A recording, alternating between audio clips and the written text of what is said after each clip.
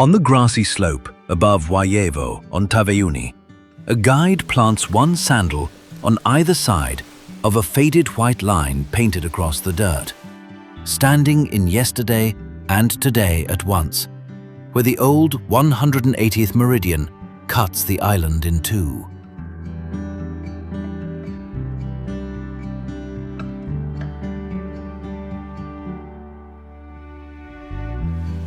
On the shore below Natadola at 6:30, a fisherman from the Coral Coast fishing families wades knee-deep, coiling his line loop by loop, salt drying white on his forearms.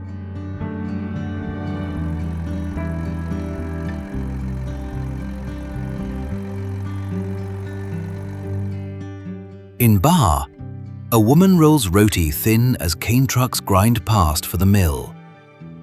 This is Fiji, a republic of more than 330 islands across the South Pacific, built by two peoples who arrived by different boats and now share one shore.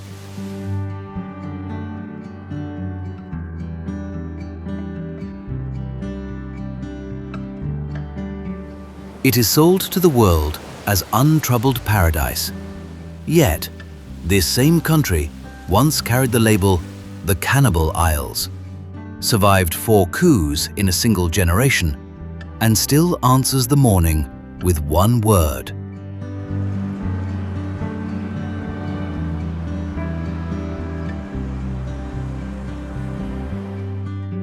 Over the next half hour, the tide sets the clock. 3 cups turn a stranger into kin, and the cane, the resort kitchen, and Suva reveal who really builds paradise.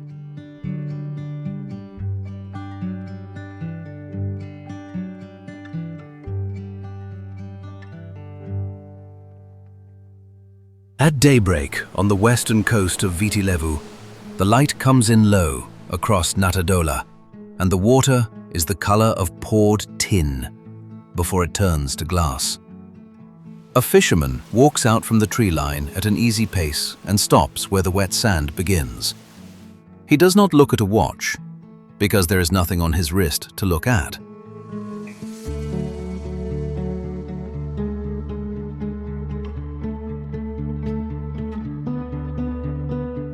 He reads the tide instead, the height of the water against the reef, the pull of it around his shins, the small signs the sea leaves overnight. And in that reading is the entire shape of his morning. On the shore below Natadola, the fishing families of the Coral Coast have measured the day this way for as long as anyone can name, treating the waterline as the first clock of the day.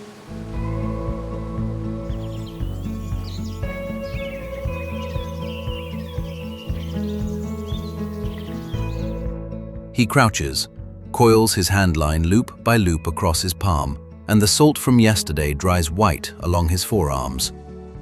The tide is simply where it is, and the day arranges itself around it. There is a word for what he belongs to before he belongs to any schedule.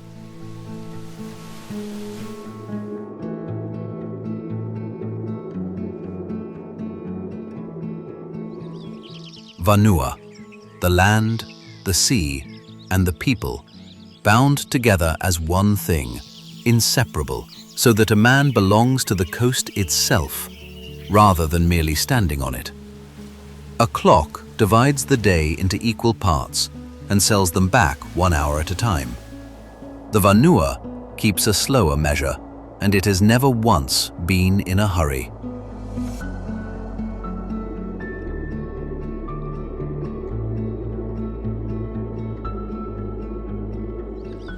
Beyond the fisherman, the beach itself is empty. Natadola stretches for close to a kilometer of pale sand, and at this hour, there is no one on it with anywhere to be. The morning carries no agenda.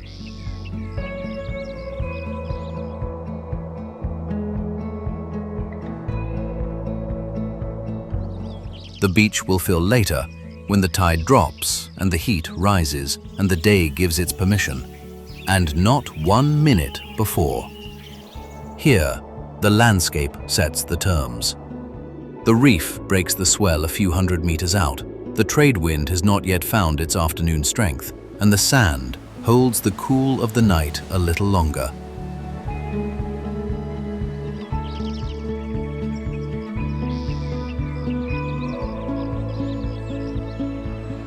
Everything is simply underway, at the speed the place allows. 30 kilometers up the coast, this is not quite true. In Nadi, the clocks do tick, for the flights landing at Fiji's main international gateway, for the taxis lined at the rank, for the market stalls and the tour desks, and everyone with a plane to catch.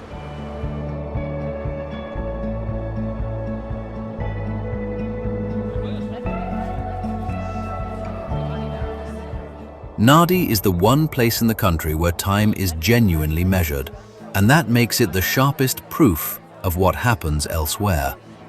Because even here, a taxi idles at the curb with its meter running while its driver stands on the pavement, finishing a third cup from a coconut shell with a friend he has not seen in a week. The meter waits.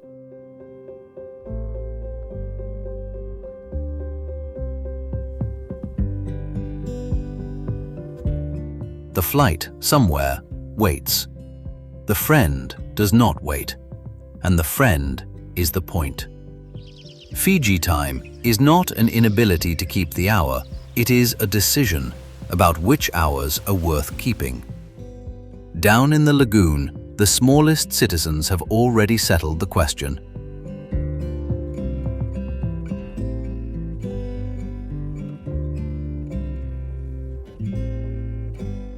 Children run off a low shelf of rock and hang for a moment in the air before the water takes them, then climb out and do it again. And no bell rings them in.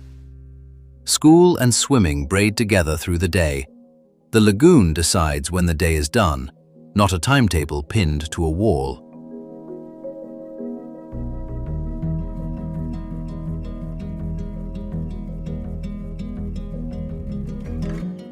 They keep the oldest schedule in the islands, the one written by the tide and the light.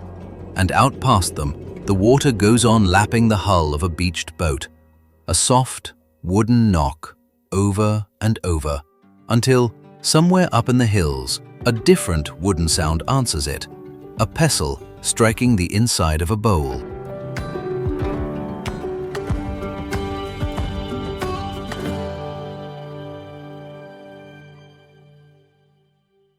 Up in the highland, where that wooden sound carries, a circle has already formed on the floor of a house. Cross-legged men and women seated on a woven mat, facing a wide wooden bowl that is not yet full.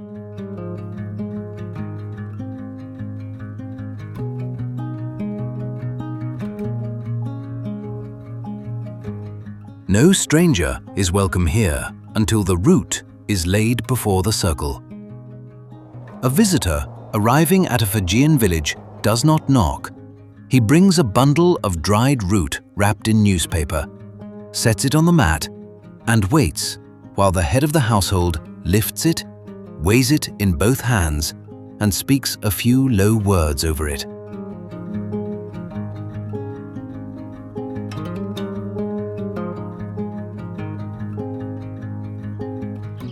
In the accepting, something shifts. The visitor stops being a person passing through and becomes a person taken in. The order of seating carries the whole hierarchy of the room. The chief's men nearest the bowl, the guest placed with care, everyone turned toward the same vessel.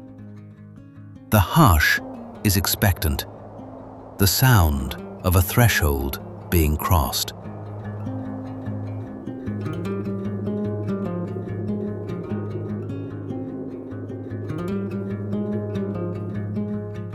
The root is called yaqona, and before it is anything else, it is work.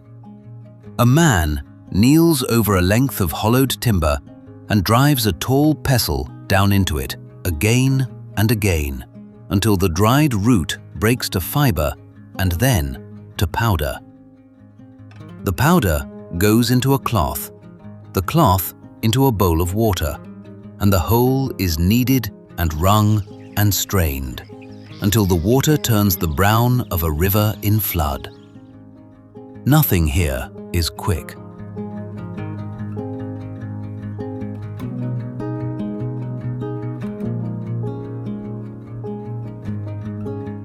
Time in this room is not counted in minutes, but in strokes of the pestle, in the number of times the cloth is folded and pressed. And no one thinks to hurry it, because the drink is not ready until the water tastes of earth. Pounded and strained, yaqona becomes the muddy center of every Fijian welcome.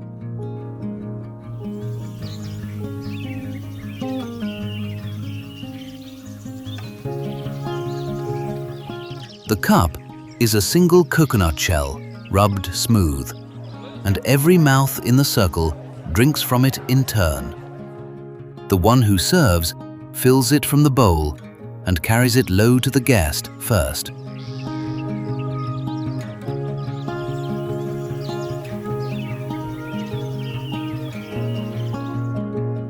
Before the cup is taken, a single cupped palm clap.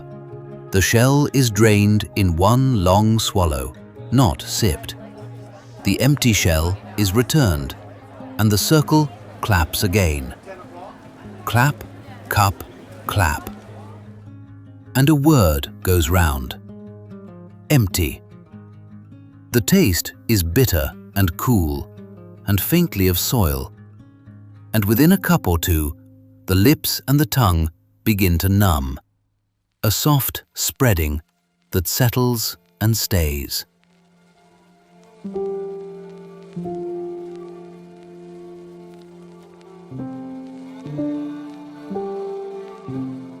One shell, many mouths, passed hand to hand around the mat as the light outside goes long.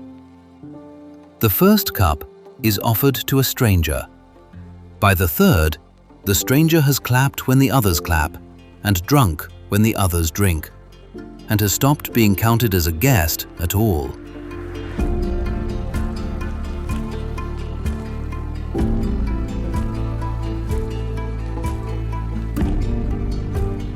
The house holding this circle stands in a place unlike anywhere else left in the country. Above the Bar River, on the green ridges of the interior, Navala keeps its houses in thatch and its mornings under the chief. It is the last village in Fiji built entirely in the old way. Hundreds of houses of timber and thatched roof set in ordered rows, with hardly a block of concrete or sheet of corrugated iron among them.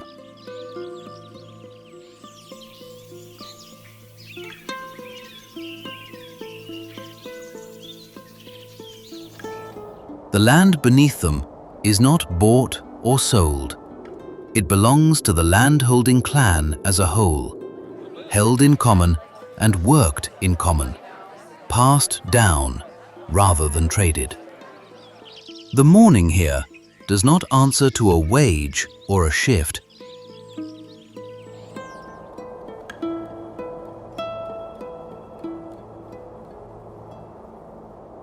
It answers to the clan and to the chief, whose word still orders who does what and when, the way it has for generations along this river.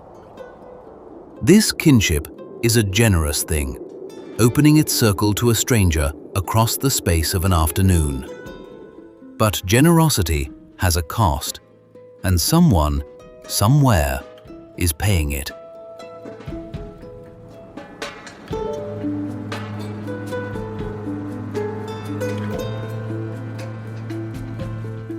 Out beyond these ridges, other hands are already at work, cutting the cane, plating the resort dinner, building the paradise the postcard sells.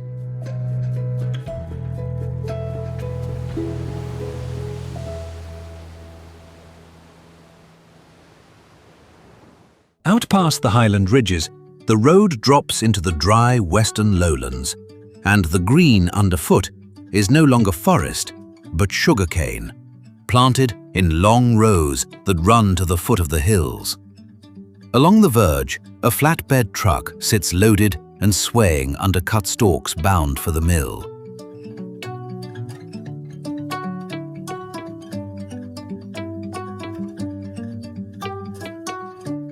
The men who cut it have been in the rows since before the heat came up, bent low with a curved knife, taking each stalk near the root, stripping the leaf, and laying it in bundles behind them. Cane has been Fiji's cash crop for more than 100 years, and along this coast, through Ba and Lautoka, the harvest still moves the way it long has, by hand, by truck, and by the narrow railway that hauls it to the mill at Lautoka, the town Fiji calls its sugar city.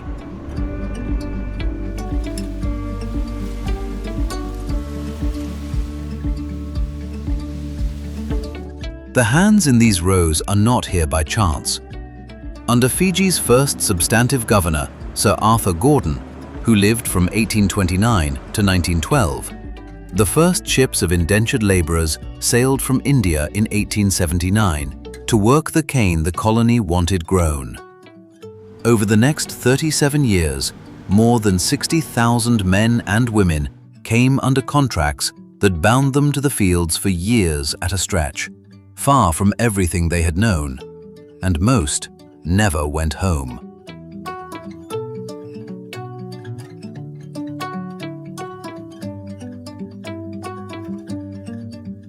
Their descendants, the Indo-Fijian community, are today close to a third of the country's people, and the cane belt is where that history shows plainest, generation after generation working the same rows their great-grandparents were shipped in to cut. When the day in the fields is done, the work moves indoors.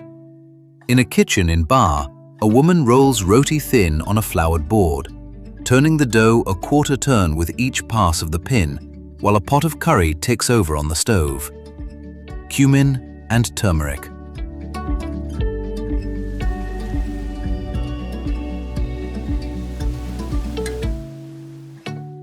The small room fills with it. This is the other half of Fiji, the half the postcard rarely frames. The temple and the mosque, the curry and the roti, carried across the sea in the indenture ships and grown into something entirely of this place.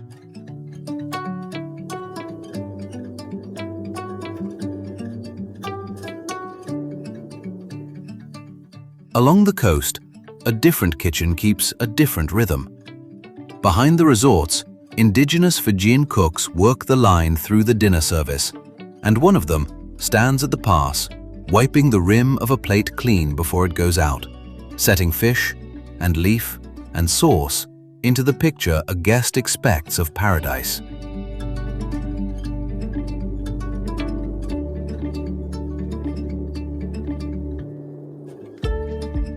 The guest sees the plate, the pool, the sunset. The kitchen sees the 10 hours before it. 2 peoples and 2 labors, one bent in the cane under the sun, and one standing on the line under the vents. And between them, they build a paradise neither is ever photographed inside.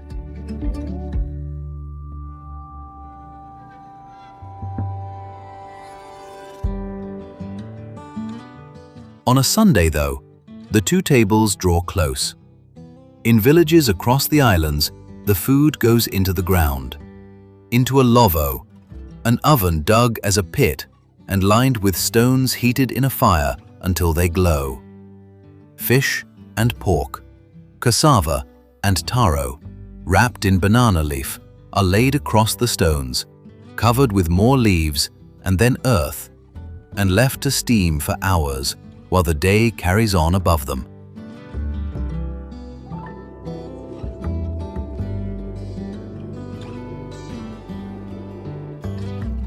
When it is opened, a man kneels and lifts the blackened leaves away one layer at a time, and the steam climbs into the faces gathered around the pit, carrying smoke and sweet root, and the whole village eats from the same ground.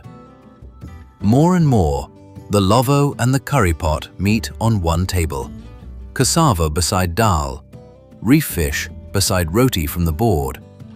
The two roots of the country sharing a meal, even where they do not yet share much else.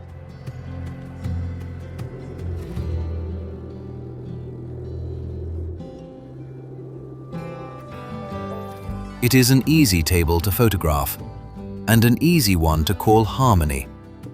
But the peace at it was hard won, and it is not old.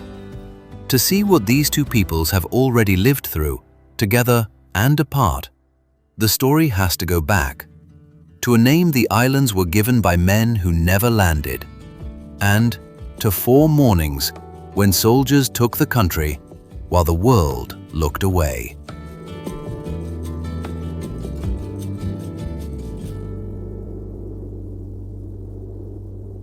The country's history is kept, more than anywhere, in Suva, the capital on the wetter eastern side of Viti Levu, where the buildings of empire still stand in rows above the harbour.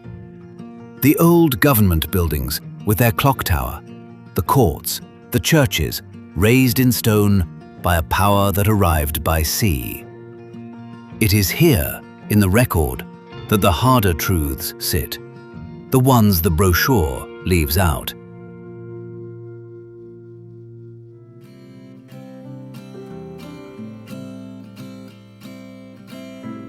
Long before the resorts, before the honeymoon flights, Fiji was known to European sailors by a different name entirely. They called it the Cannibal Isles, and gave its reefs a wide berth. The name was not invented from nothing.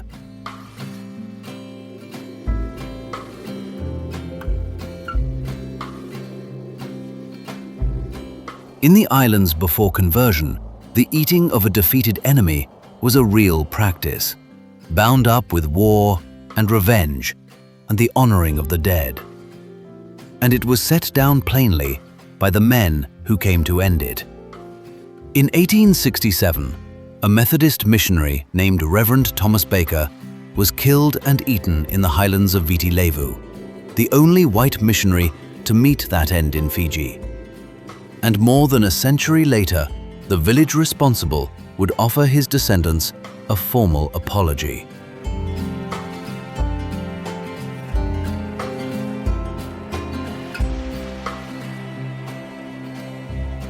For decades, the label followed the islands across every chart and every sailor's account. One lurid word standing in for a whole people. In 1874, the paramount chief, Kakobau, unable to hold the islands together against mounting debt and the disorder of rival chiefs and foreign settlers, ceded Fiji to Queen Victoria. And, for the next 96 years, the country was governed as a British colony.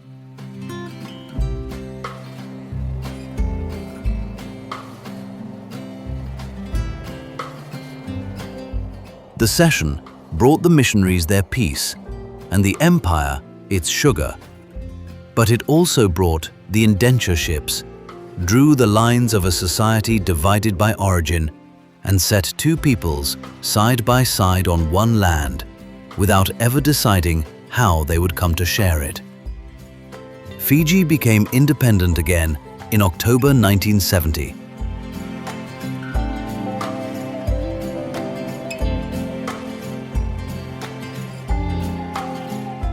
The unfinished question came due 17 years later. In May 1987, an army officer named Sitiveni Rabuka walked into the parliament in Suva with armed soldiers and removed an elected government. The first coup in the country's history, and the first of 4. He struck again that September.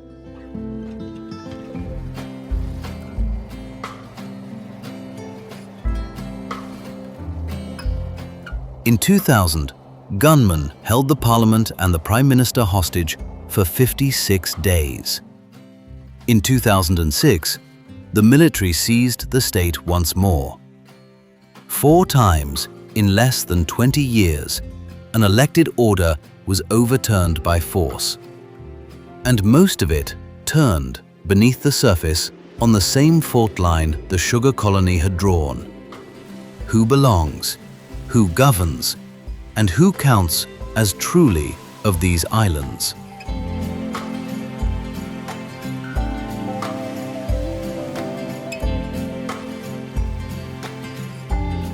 Rabuka himself, the man who began it, would return decades later by the ballot rather than the rifle, elected the country's prime minister in December 2022, which says as much about how Fiji recovers as any monument above the harbor. None of this is on the postcard, and yet Suva carries it without visible grief.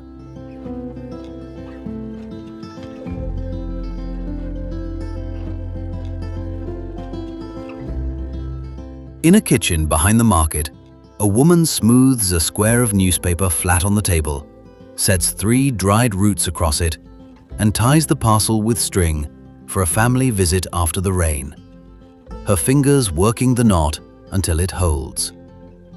The gesture is small enough to fit inside one palm, but it carries the same question the coups could never settle. Who is received as kin, and who is kept waiting at the edge of the mat?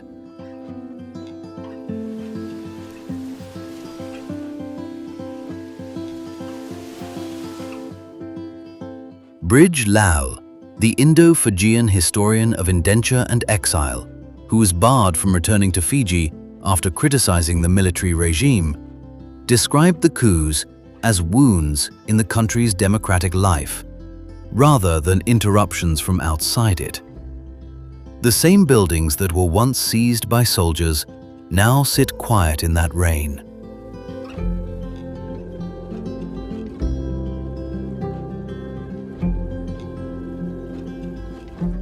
The country has written new constitutions, held new elections, and returned, each time, to the ordinary business of a Tuesday.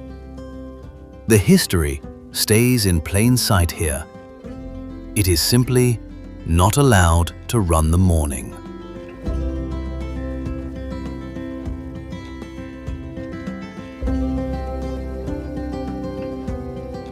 Which leaves the question the islands seem to have settled without argument.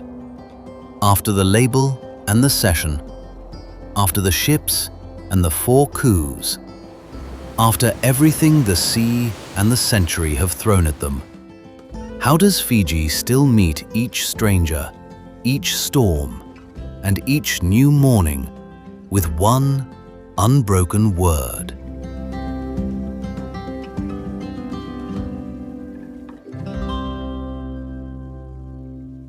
At beyond the western reef, the single island of the mainland gives way to many. The Mamanuca and Yasawa chains scatter northwest across the water in a broken line of green and white, some of them no wider than a football pitch, ringed in reef and rimmed in sand.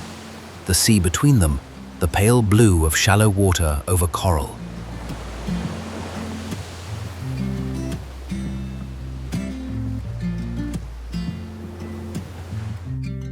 Fiji is more than 330 islands in all, of which only about 100 are lived on, and from the deck of a boat threading between them, it is possible to understand the country as an archipelago, a thing made mostly of the sea that holds it together. On these small shores, life is pared to essentials: a handful of houses, a church, a shared boat, a well, and every year, between November and April, the same sea that feeds these islands turns on them.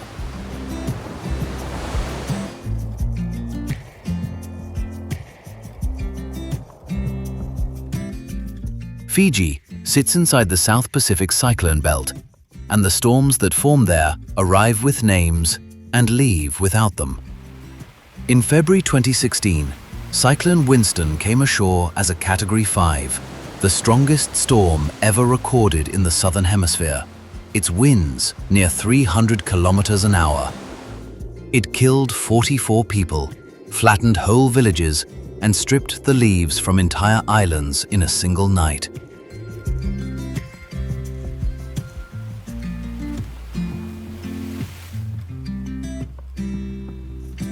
Homes that had stood for decades were gone by morning. For a country of small islands and long coastlines, the storm is not an event, but a season. A thing that comes around as reliably as the calendar, and everyone above a certain age has a roof they have already rebuilt once or twice or more.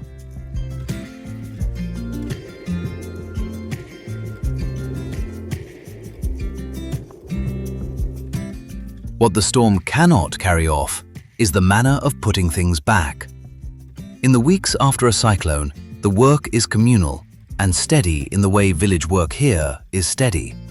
Men lashing new timber to old frames, women weaving fresh thatch to lay across the rafters, a grandmother sweeping the cleared floor of a house that has no walls yet, as though order itself were the first thing to restore.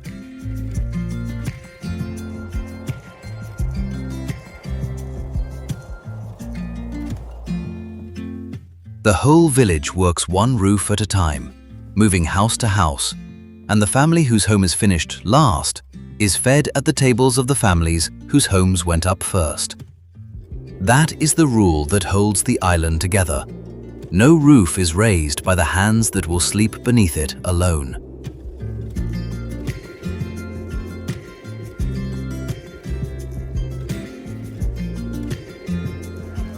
And through all of it runs one word. Bula, said in greeting to every passing face, means life. A wish for the health and the living of the person it is spoken to.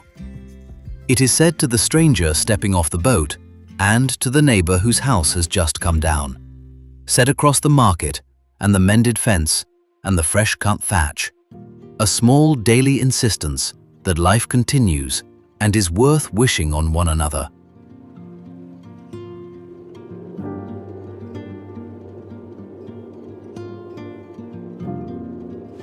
A storm can take the roof. It has never once taken the word. Far to the south, on the western coast where this began, the tide comes back into Natadola as it does every morning, indifferent to the calendar, keeping the day on its oldest measure.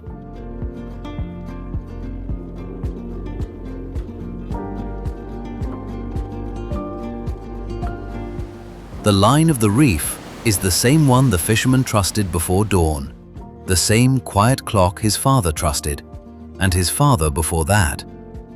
The storms will come and the storms will go. The tide does not.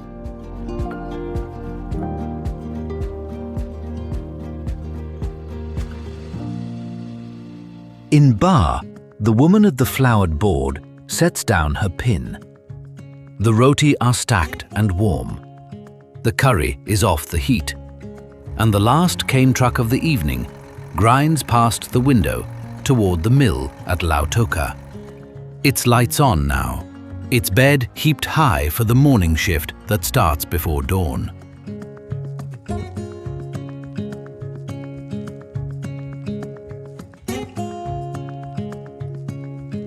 Out on the western reef, the tide is going out, keeping the only account that matters here. In a highland village, the last shell is drained and the bowl set aside.